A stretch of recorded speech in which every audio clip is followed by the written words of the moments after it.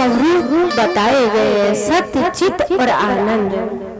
सत्य क्या होता है? जिस प्रकार से ये सत्संग हो रहा है, भगवान की कथाओं का वर्णन हो रहा है, भगवान की आप कथा सुन रहे हैं, तो सत्संग का संग करना ही सत्य होता है। सत्य का संग करना ही सत्संग होता है। सत्संग में जाना ही सत्य और उस परमात्मा का स्मरण करना, चिंतन करना, मनन करना और भगवान की कथा को अपने जीवन में उतारना। जब जाकर कोई बदलाव आता है, अन्यथा नहीं आता। चित्त यानी प्रकाश, जिसके ऊपर परमात्मा की कृपा है, उसे किसी के प्रकाश के लेने की आवश्यकता नहीं है, वह स्वतः ही प्रकाशमान हो जाता है।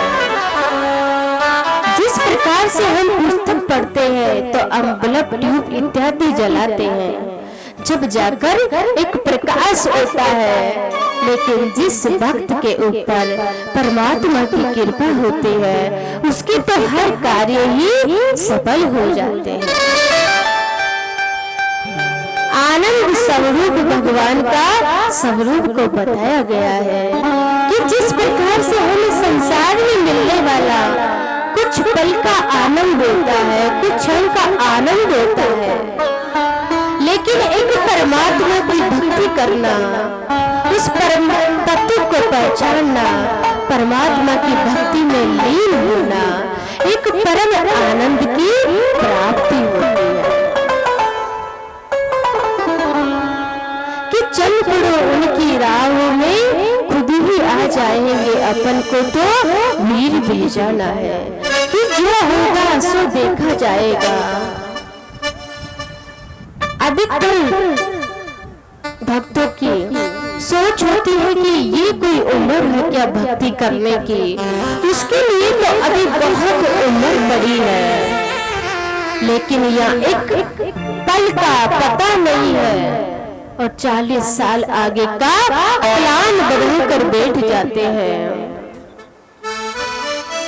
कि श्वास श्वास पर हरि बसे, वृथा श्वास जली कोई, और ना जाने या श्वास की आवन होई नहीं होई। कि श्वास भीतर गई है, बाहर भी आएगी या नहीं आएगी, ये भी कोई पता नहीं है। तो इतना आगे का कैसे प्लान बना सकते हैं, इतना आगे का कैसे सोच सकते हैं। जो कार्य होता है सब हमारी इच्छा से ही होता है, सब परमात्मा की मर्जी से ही होता है। लेकिन जब अच्छा हो जाता है तो हम अपने ऊपर ले लेते हैं कि ये कार्य हमने किया है इसलिए अच्छा हुआ है।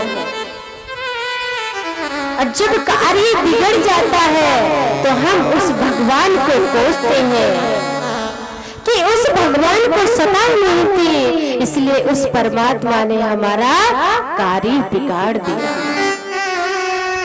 लेकिन ऐसा नहीं होता है, होगा वही जो राम रचिला का, सब हरि कृपा से ही होता है।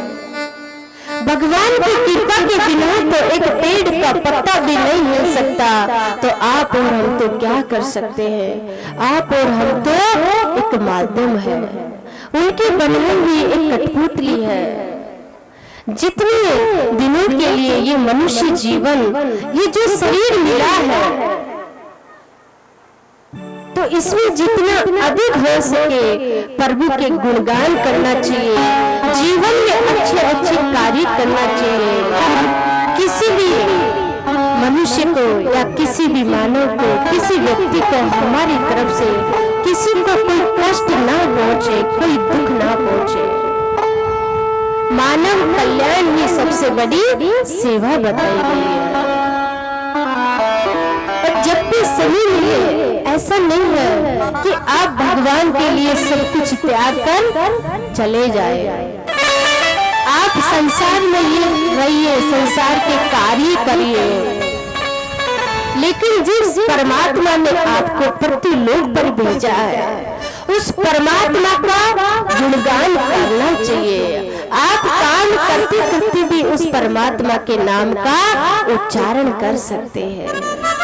आप अगर खेत में काम भी कर रहे हैं या और भी कुछ कार्य भी कर रहे हैं, तब भी आपके मुखार विंद से तो भगवान का नाम ले सकते हैं। राम राम कृष्णा कृष्णा कुछ भी भगवान का नाम ले सकते हैं।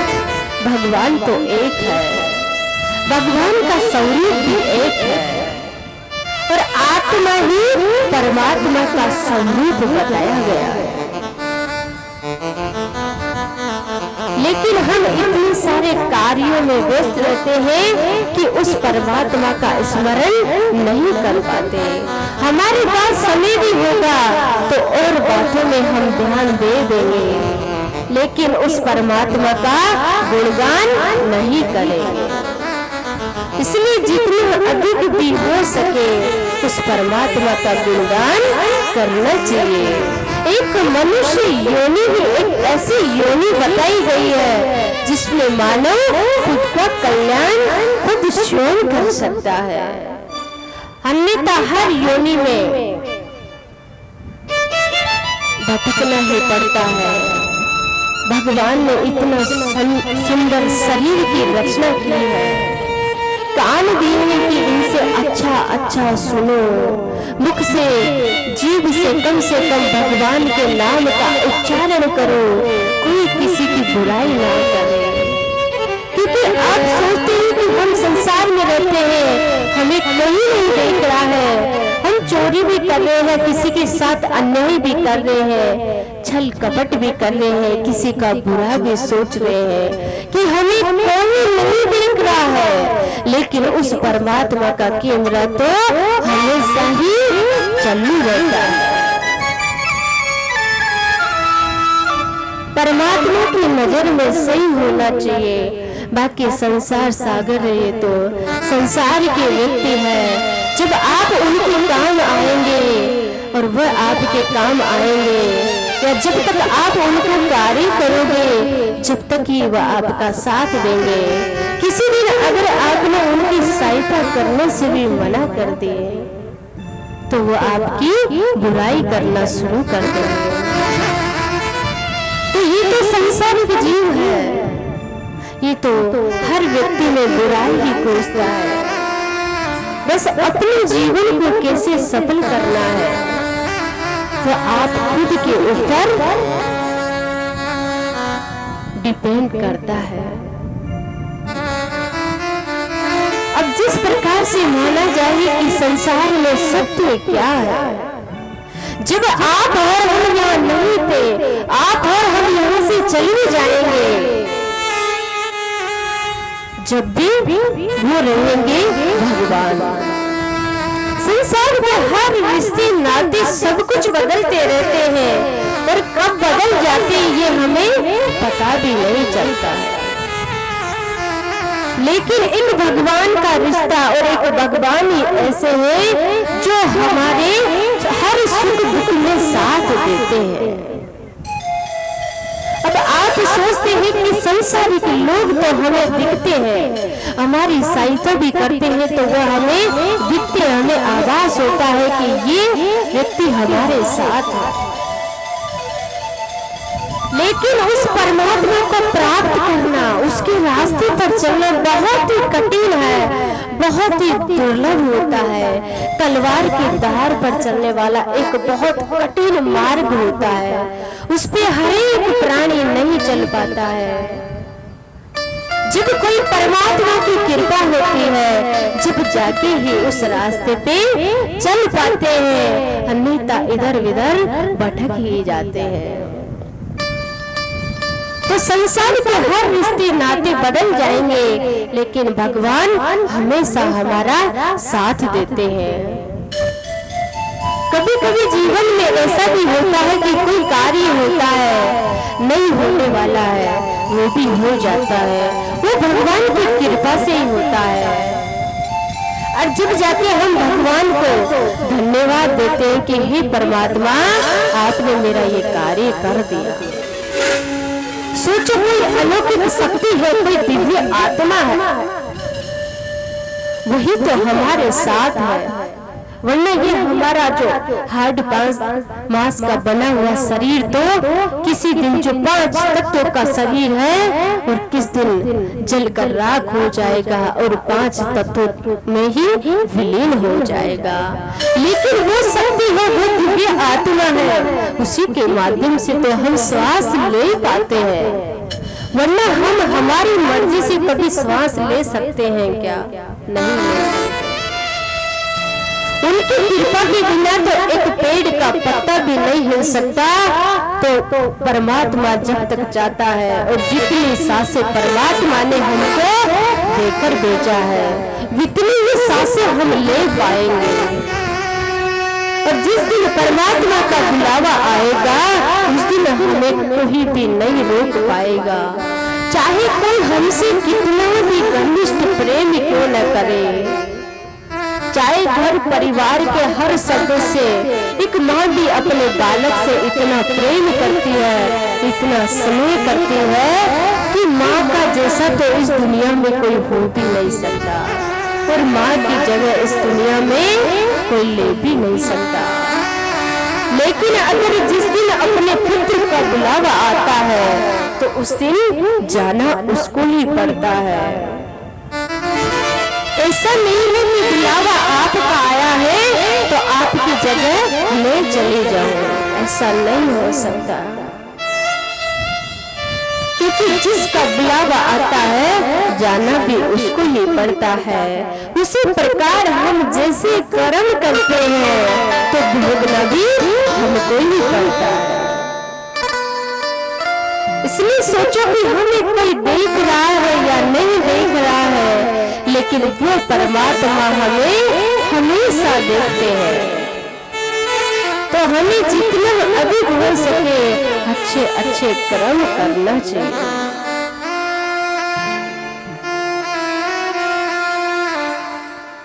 तो वो परमात्मा सदा आपके सुख और दुख में साथ देते हैं। एक बार सुख और दुख में आपस में चर्चा होने लगी तो सुख ने दुख से कहा कि तुम कितनी खुश नसीब हो कि तुम्हें हर व्यक्ति पाता है और इतना खुश हो जाता है। लेकिन सुख ने दुख से जवाब दिया कि आप मुझसे ज्यादा खुश नसीब हो। बोली हो कैसे? कि कम से कम सुख आता है तो लोग अपनों को भी भूल जाया करते हैं, लेकिन कम से कम दुख आता है तो लोग भगवान को तो याद करते हैं। तो हमारे जीवन में जब जब भी दुख आते हैं तब तभी ही हम भगवान को याद करते हैं। अन्यथा जब तक भगवान ने हमें सब कुछ तो दिया है संसार में, इतना अच्छा मनुष्य जीवन दिया, परिवार दिए, रिश्तेदारी दिए, सब कुछ सारी व्यवस्था भगवान ने की है। क्यों की है? ताकि तुम्हें कोई कष्ट ना हो, तुम्हें कोई दुविधा ना हो,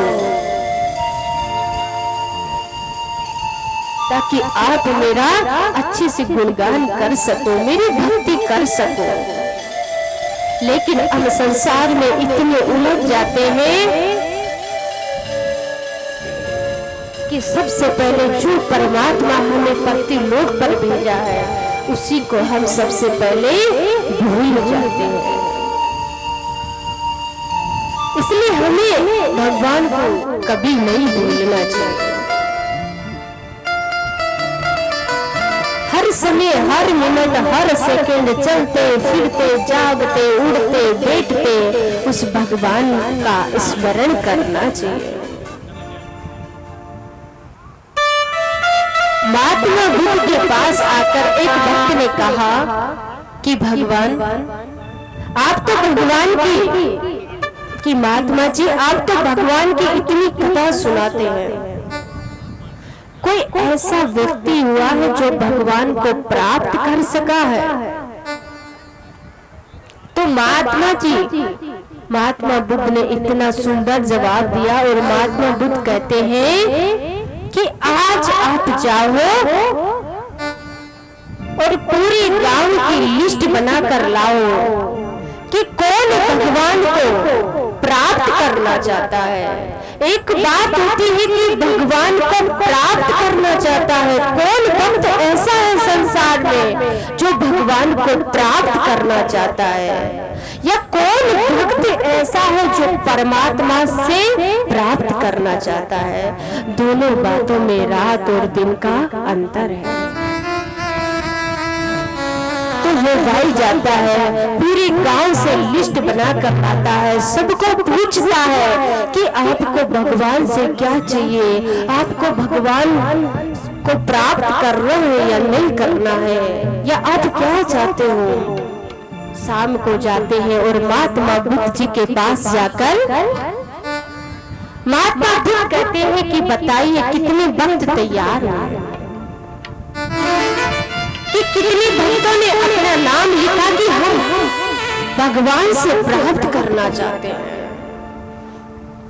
एक भी भक्त का नाम उस लिस्ट में शामिल नहीं हुआ। एक भी भक्त ने यही नहीं बोला कि हम भगवान को प्राप्त करना चाहते हैं। हर भक्त का कुछ न कुछ लिखना था कि हमें गाड़ी चाहिए, बंगला चाहिए, मकान चाहिए, धन दौलत चाहिए, पारसमणि चाहिए, लेकिन एक भक्त ने ये नहीं लिखा कि हम परमात्मा को प्राप्त करना चाहते हैं। तो ये बात आप हम सब पर लागू होती है, क्योंकि हम भगवान से बहुत कुछ प्राप्त करना चाहते हैं, लेकिन हम कभी ये नहीं चाहते कि हम परमात्मा को प्राप्त करना चाहते हैं। भगवान के मंदिर में भी जाते हैं तो भगवान के हाथ जोड़ते ही पहले भगवान से हम बंटवारा करने लग जाते हैं। भगवान के दरबार में जाकर भगवान से कुछ न कुछ मांगने लग जाते हैं। देने वाला भी वो है और करने वाला भी वो है और कराने वाला भी वो है। आप और हम तो एक माध्यम है। सब काम उन्हीं की कृपा से होता है। इसलिए जीवन में एक लक्ष्य बनाओ कि कभी भी भगवान से, कि भगवान को हमें प्राप्त करना है, ना कि परमात्मा से हमें कुछ पाना नहीं है।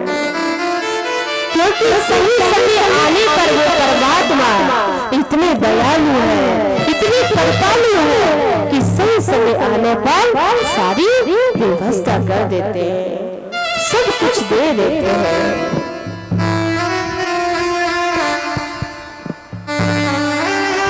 भगवान कभी भी अपने भक्त को रोते हुए नहीं देखते हैं।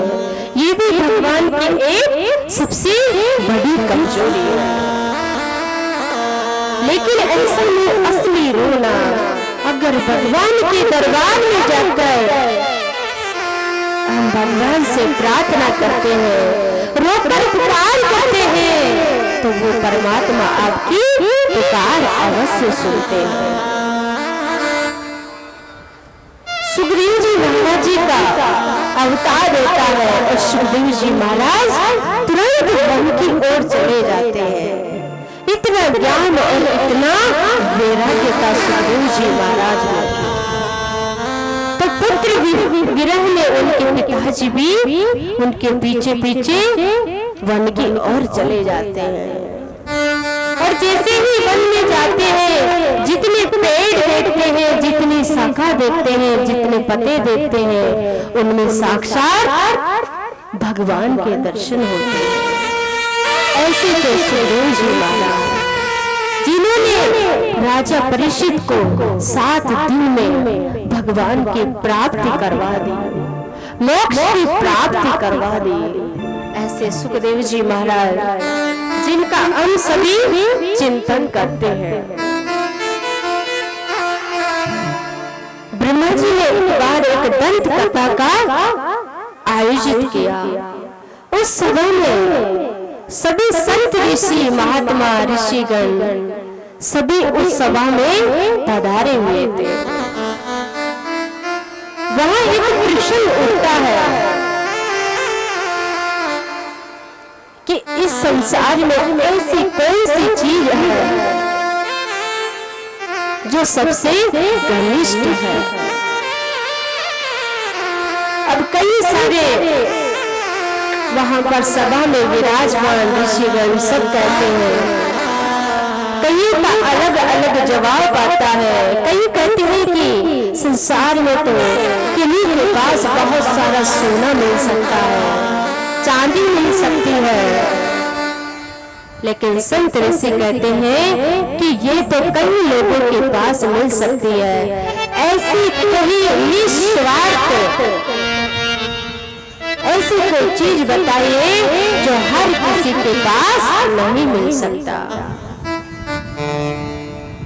तो वहां पर ही विष्णु भगवान के भक्त नारद जी वहां पर ही विराजमान थे।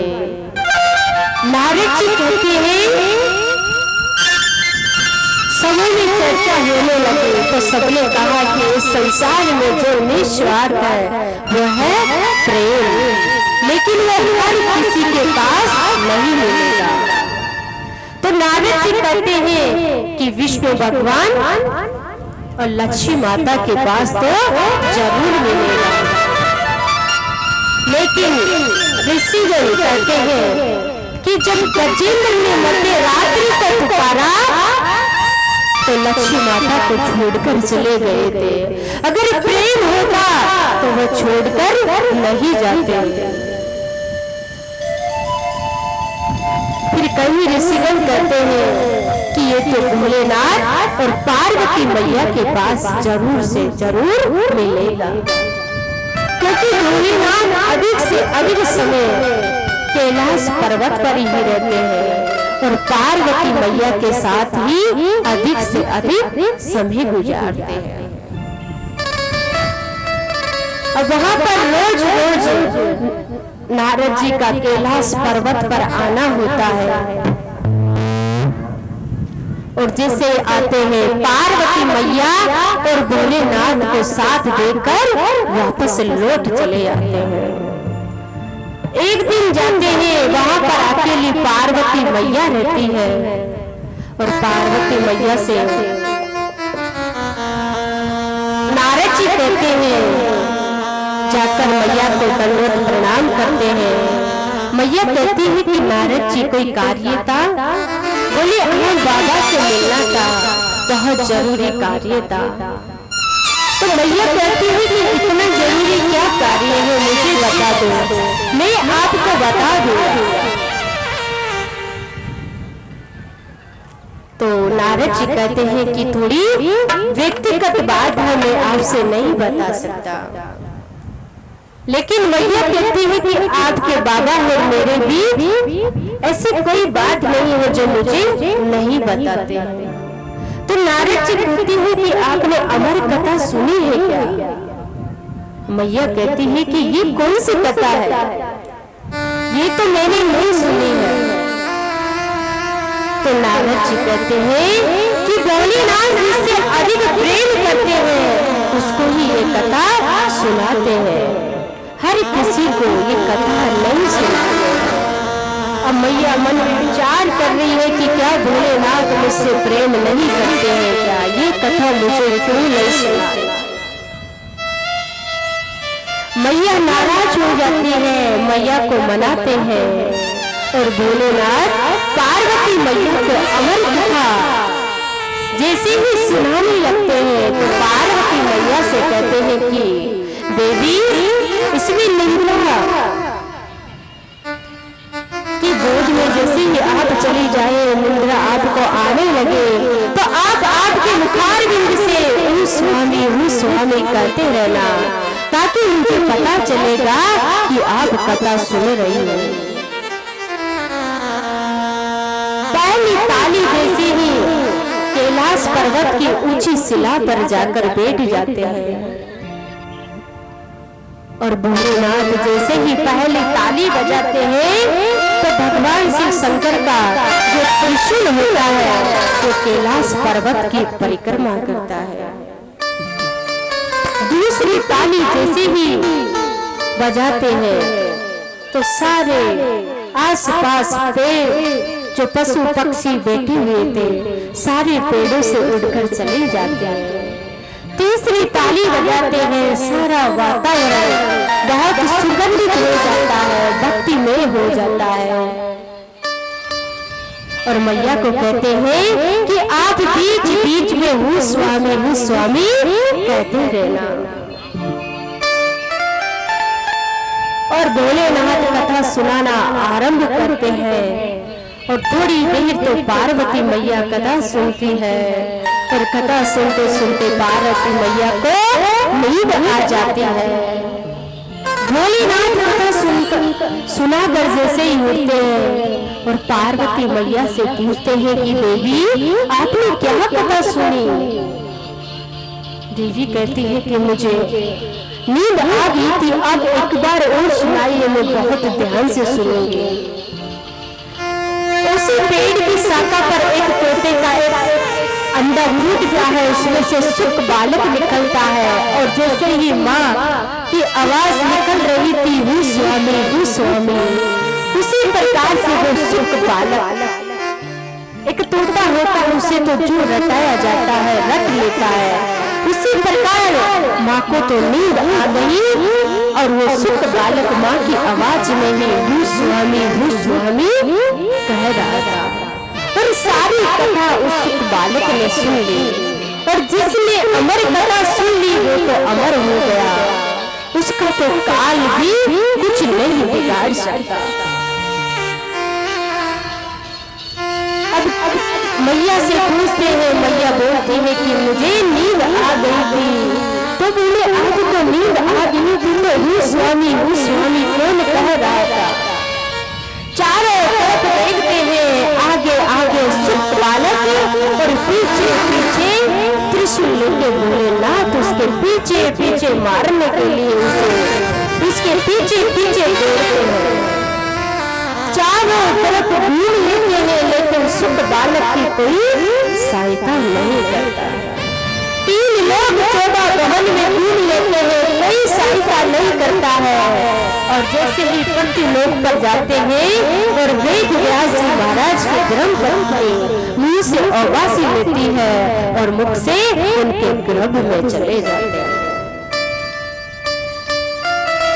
और भोलेनाथ जैसे ही वहां पर पहुंचते हैं, वेद व्यास जी महाराज जी भोलेनाथ के दर्शन करते हैं और कहते हैं कि स्वामी इतने दिनों में उनके दर्शन हुए, वो भी इतना क्रोध इतने गुस्से में हुआ, ऐसा क्या हो गया। बोले इन चोर है जो मेरे वहां से कैलाश पर्वत से चोरी करके लाया है और आपके घर में आप उसे बाहर निकाले। वेद व्यास जी महाराज जी कहते हैं कि आप तो ऐसे ही बड़े दयालु और बड़े कृपालु और भले आपके वहां पर क्या है चुराने का, जो कोई चोरी करेगा, दान बटूरे इत्यादि तो है और आप तो बिन मांगे ही सब कुछ दे देते हैं।